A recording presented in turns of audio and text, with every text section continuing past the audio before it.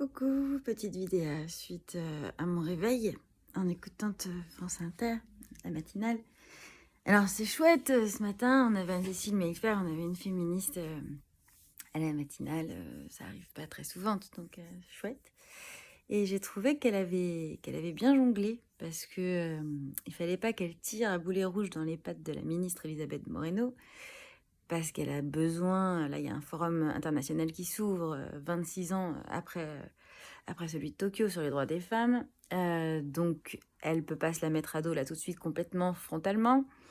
Et puis pour des raisons de fonctionnement de la Fondation des femmes, tout ça. Et pour autant, c'est compliqué quand même de ce gouvernement-là de ne pas lui faire de reproches, vous voyez. Et ça se termine avec Elisabeth Moreno qui monte dans les tours parce que Anne-Cécile Mayfair lui dit qu'on sait ce qu'il faut faire, il faut mettre de la thune.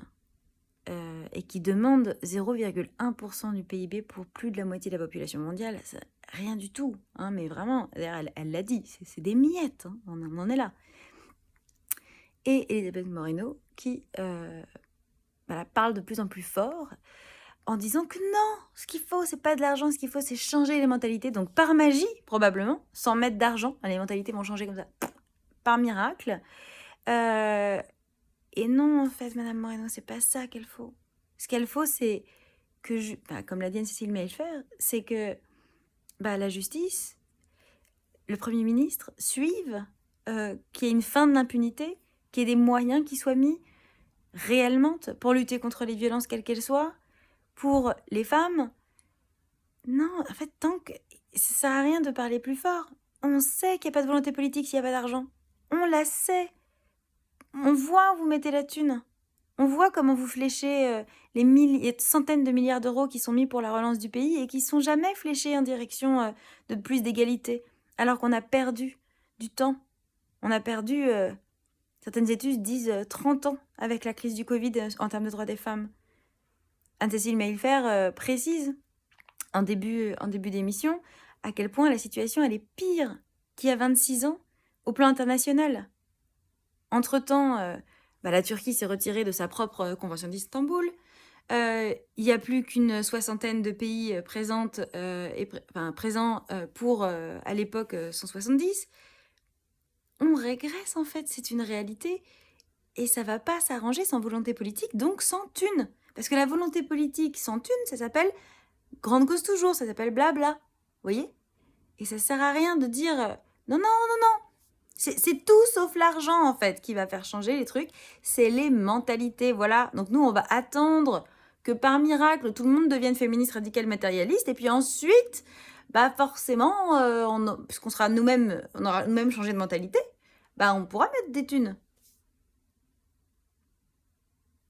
Donc moi, j'ai pas besoin de l'appui du gouvernement. Et en fait, vous dites, oui... Il y a plein de choses qui ont changé. Alors, il y a des choses qui ont évolué parce qu'on vous pousse au cul. Notamment le fait qu'effectivement, on a enfin compris, en tout cas en théorie, qu'un conjoint violent ne peut pas être un bon père. Encore faudrait-il que les conjoints violents soient réellement punis et reconnus comme tels. Or ça pêche. Mais non, on n'a pas du tout les moyens de fonctionner. On est tenu dans un système extrêmement sadique, on est censé aider les femmes avec rien. Hier, je jouais dans une association qui accompagne les femmes. La situation post-crise du Covid, elle est catastrophique. Et il y a plutôt moins de sous qu'avant. Donc, non, Madame Moreno. Les mentalités, elles vont changer que si on met des thunes sur la table. C'est pas l'inverse. Et surtout, les mentalités des hommes, elles changeront que lorsqu'on aura la fin de l'impunité.